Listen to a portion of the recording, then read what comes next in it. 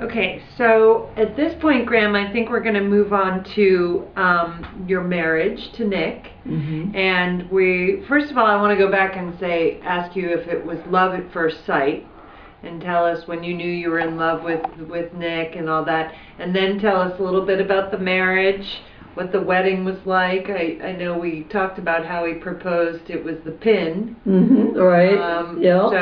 So we're gonna sort of go there and talk a little bit about Nick. So. Okay. And falling in love with him. So, was it love at first sight? No, not really, because we were in this group of young people from the Wesley Foundation at Cornell, and he really had, because of his Middle Eastern background, I guess, not too much of a good opinion of women or women in education.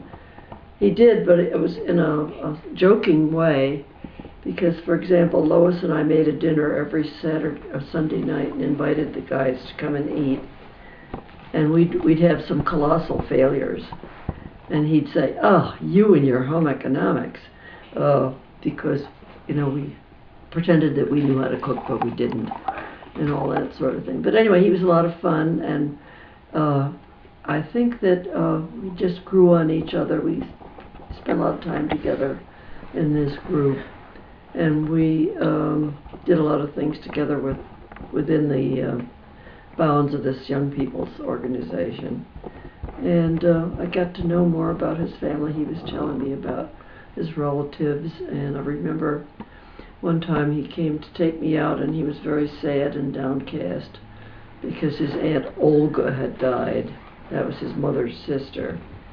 So family meant a lot to him. And of course I was slated to teach another year. But when he was, I think we always assumed that we'd end up married, but we were in different parts of the world. He was in Ithaca, I was in Corning.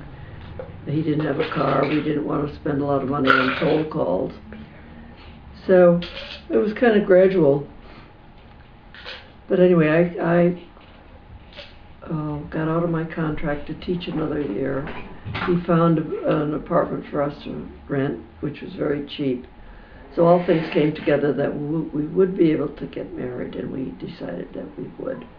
And it was exciting for both of us because I had to pack up and leave Corning. And he got all dressed up. He looked very, very nice, and he borrowed a car, and he came over, and my landlady made a really nice lunch, and she and her daughter were very cordial to him, and helped me move out, which we loaded everything into his car, and we drove back to Ithaca, and of course deposited all my stuff in this new apartment.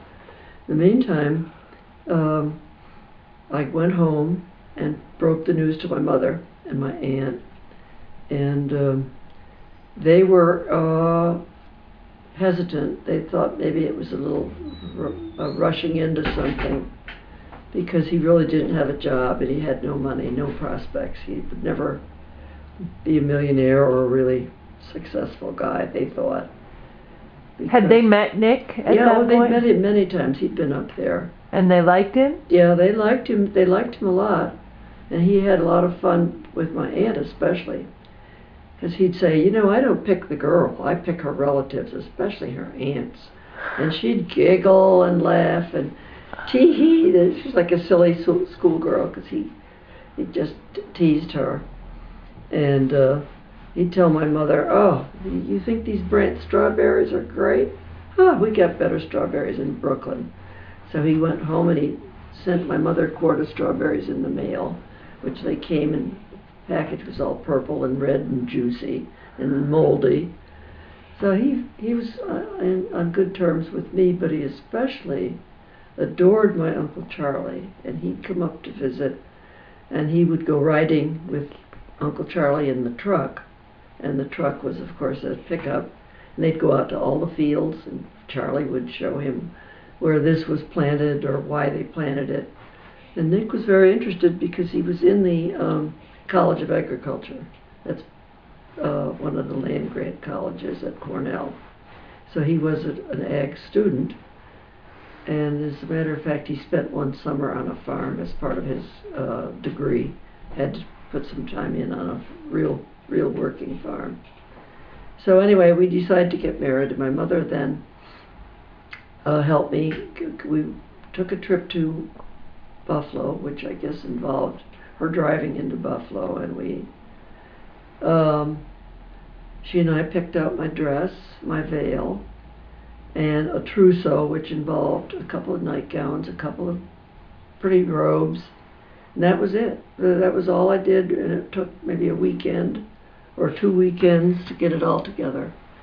And then we drove down to Brooklyn for the event. In the meantime, we had some invitations and some announcements printed, but the time was getting short, and the date that we picked had to be a date that we could get to church and that everybody could come together. Now, why didn't you get married up in Brent? Why did you get married I had down no in church. Brooklyn? I had never been to church up there. But my church in Ithaca, here again, was a student. It was Lois's church, and I didn't go there either. So we went by the wishes of Nick's mother. Nick's mother wanted us to get married in her church. Okay, shall I tell you about that? Yeah. Yeah. Because she had, Nick's mother had 4 sons. The oldest, Mitchell, married a neighborhood girl who was Irish and Catholic. So she changed to the Syrian Orthodox religion for his sake. They were married in the Orthodox Church. Albert, the next son, eloped when he was home on furlough from the army with an Italian girl who was Catholic, and Mom Gehshan had, I guess, been taught from an early age that Catholics were no good. She was antagonistic towards Catholic people, and that was a blow to her, that her son married a Catholic girl, and she didn't get to go to the wedding. When George came home from the army on furlough, he married a Catholic girl, and Mom didn't get to go to the wedding. So out of 4, we were the last hope. So I said I thought it would be very nice if we satisfied her, and we got married in the Orthodox Church, which we did. And it's a very nice, a beautiful ceremony, rather complicated, involving the exchange of crowns and the marching around an altar several times, and a cantor in addition to the priest, and it's all sort of chanting. But since I had no father, Nick's father walked me down the aisle. Nick's older brother's wife, Mary, was my maid of honor, and Nick's cousins, Nejla and Sally, were my maids of honor, and that was it. That was the wedding party, and the brothers, of course, were accompanied the bridesmaids. And little Janet was a flower girl, but she really didn't have a special dress or anything. Sally's mother, Sally and Nejla's mother, made their gowns. What color were they? They were beige, and it was eyelet fabric, which these ladies worked on as part of their take-home.